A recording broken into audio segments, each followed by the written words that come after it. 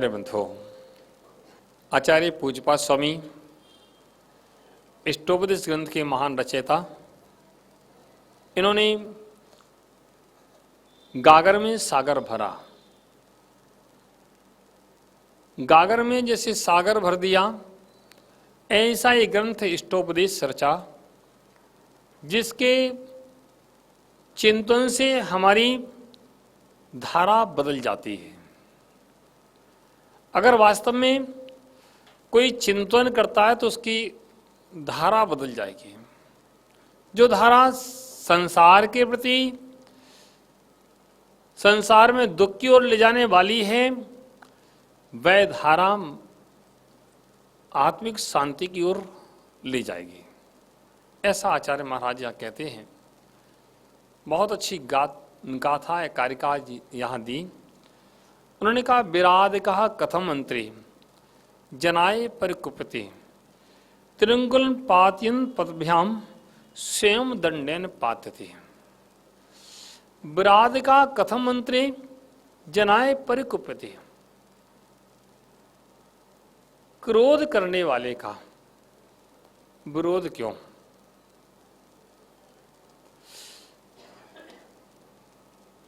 या विरोध करने वाले पर क्रोध क्यों? संसार में ये सब आवेग चलते रहते हैं। कोई तुम्हारे ऊपर क्रोध कर रहा है तो तुम इसका विरोध करते हो, तुम अभी ठीक नहीं कर रहे हो। या कोई तुम्हारा विरोध कर रहा है तब तुम उसके ऊपर क्रोध करते हो, ये भी ठीक नहीं है। आचार्य कहते हैं कि कौन किसके ऊपर क्रोध कर सकता है, कौन किसके ऊपर क्रोध कर सकता है, क्योंकि सारा संसार कर्माधीन है,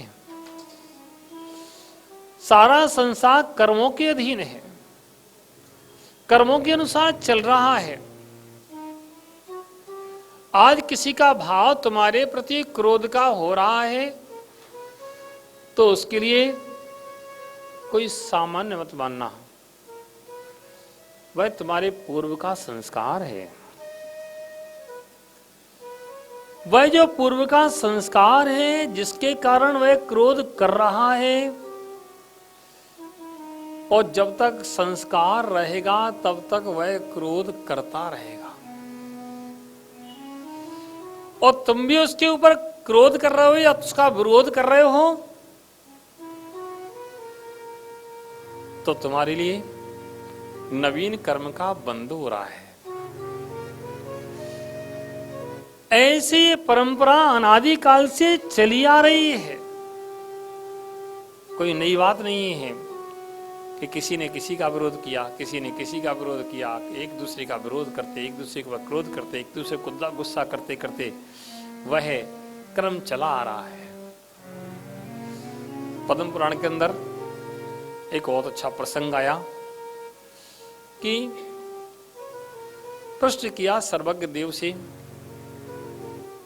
कि भगवान एक बात बताएं, इतना बड़ा महासंग्राम हुआ राम और रावण के बीच में, हजारों हजारों योद्धा थे,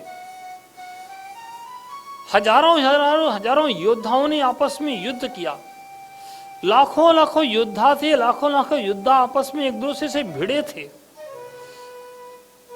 युद्ध कर रहे थे, एक दूसरे को मार रहे थे, हाथी थे, घोड़े थे, सब कुछ था। एक बात समझ में नहीं आई कि हस्त प्रहस्त को नल नील ने ही क्यों मारा। हस्त प्रहस्त थे, उनको नल नील ने ही क्यों मारा और किसी ने क्यों नहीं मारा? ओह, ये भी कोई प्रश्न है। जो सामने आ जाए उसको मार दिया जाता है।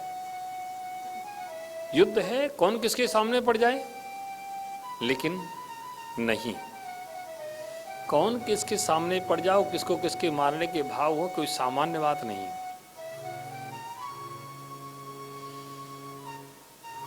सर्वज्ञ भगवान कहते हैं कि भाई ये कोई नई बात नहीं है, ये इनकी परंपरा बहुत पुरानी चली आ रही है, पिछले पर्यायों से इनका बैर चला आ रहा है। पहले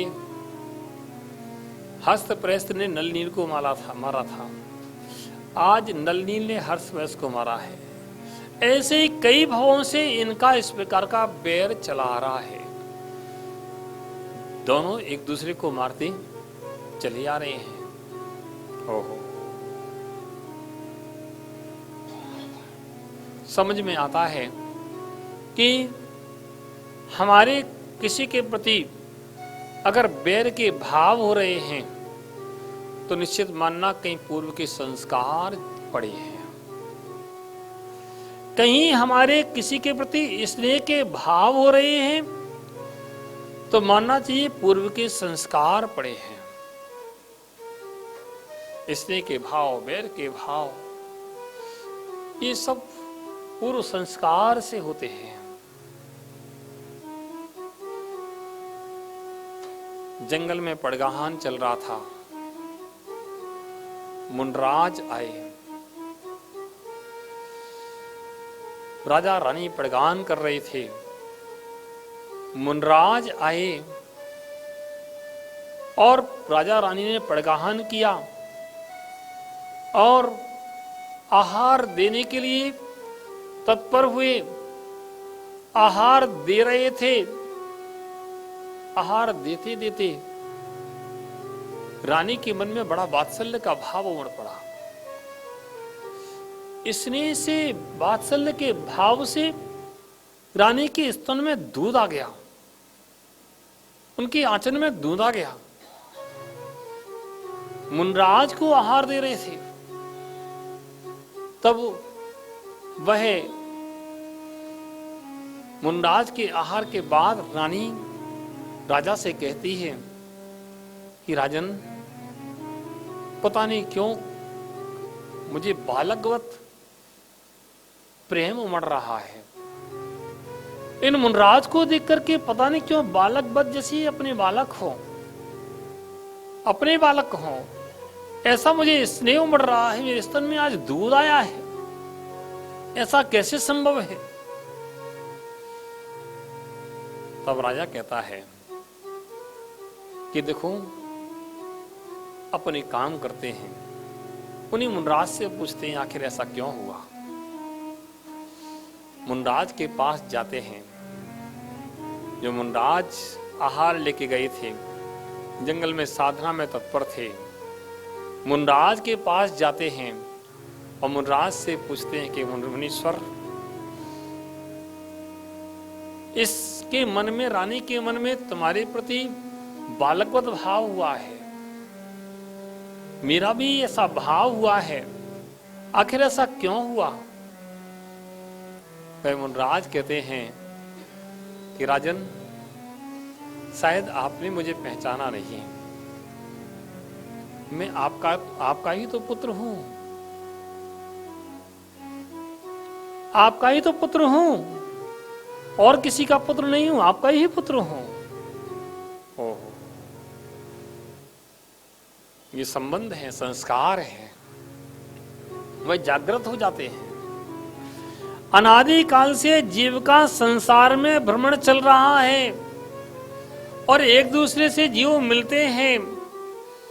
कभी राग के परिणाम होते हैं, कभी द्वेष के परिणाम होते हैं, कभी किसी से बैर बंध जाता है, कभी किसी से स्नेह बढ़ जाता है, और ऐसे संस्कार मिलते रहते हैं और जीव का संस्कार बनता बिगड़ता रहता है।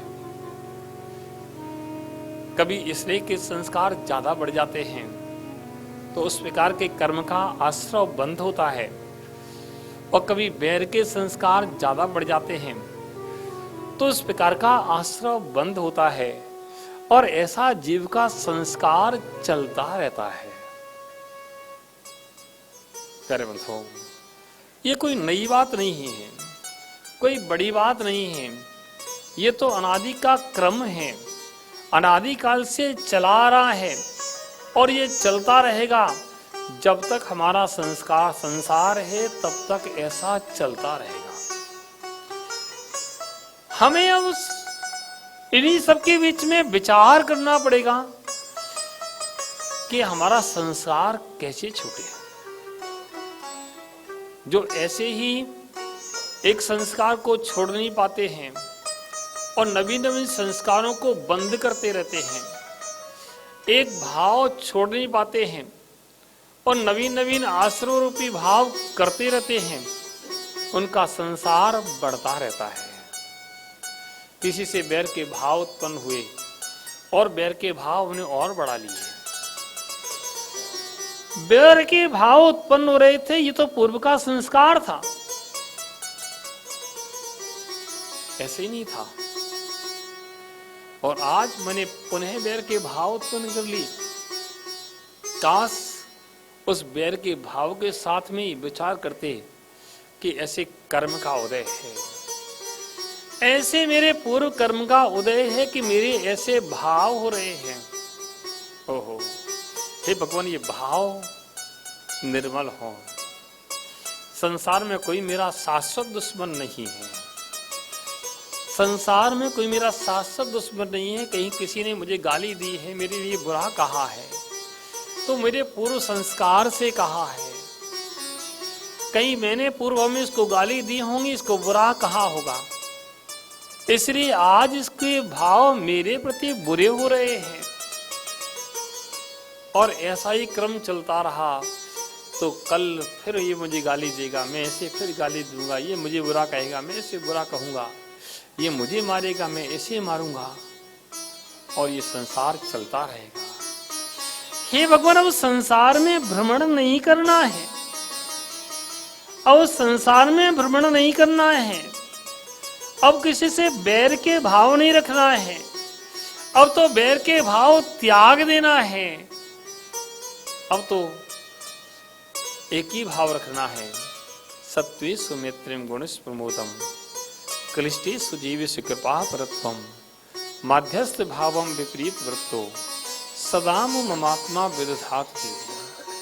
सत्वे सुमित्रिम गुणेश प्रमोदम, सभी जैसे जीवों से मेरी मित्रता हो, गुणी जनों से मेरा प्रेम स्नेह भाव रहे। और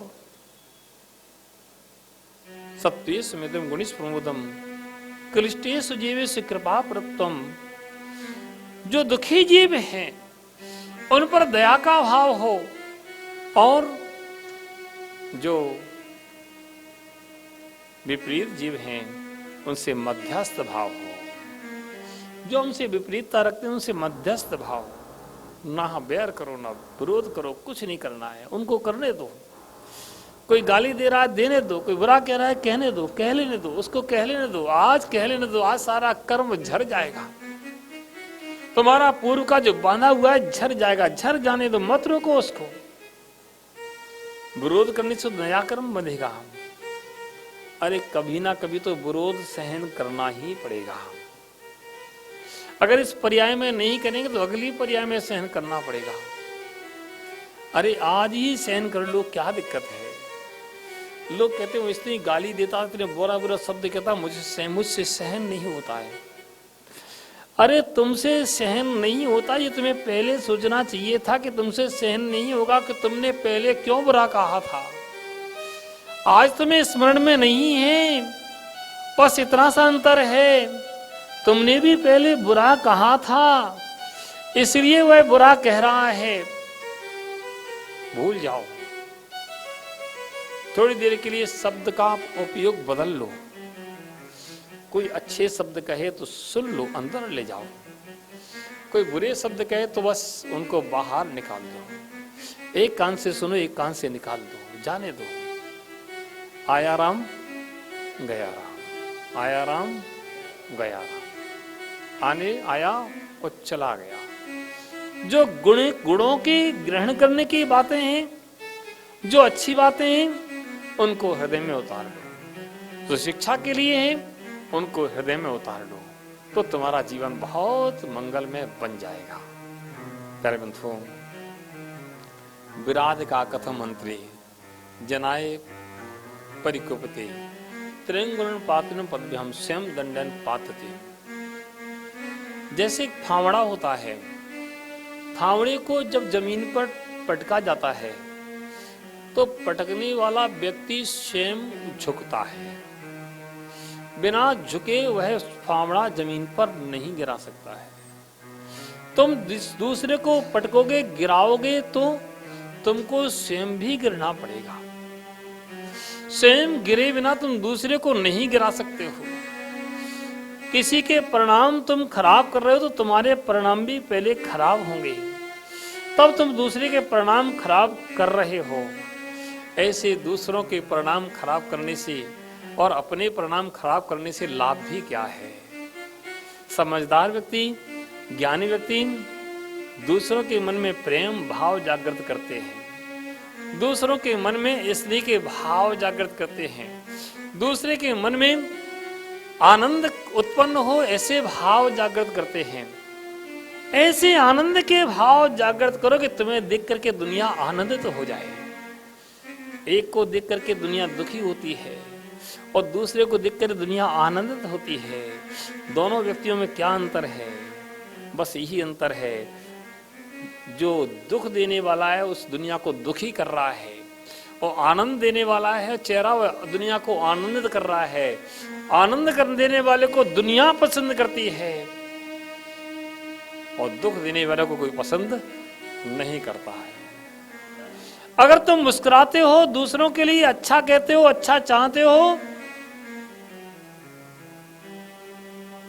तो मेरा विश्वास है दूसरा भी तुम्हें अच्छा चाहेगा। किसी ने मुझसे कहा कि महाराज आप ऐसा कहते हो, लेकिन मैंने तो सबका हित चाहा है और मेरा हित किसी ने नहीं किया। मेरा सब बुरा चाहते, मैं तो सबका हित चाहता हूं। अरे भाई घबराओ मत, धैर्य रखो, धैर्य रखो, थोड़ा सा धैर्य रखो। तुम्हारा सब बुरा चाहते हैं, तुम्हारा पूर्व का कर्म पड़ा है।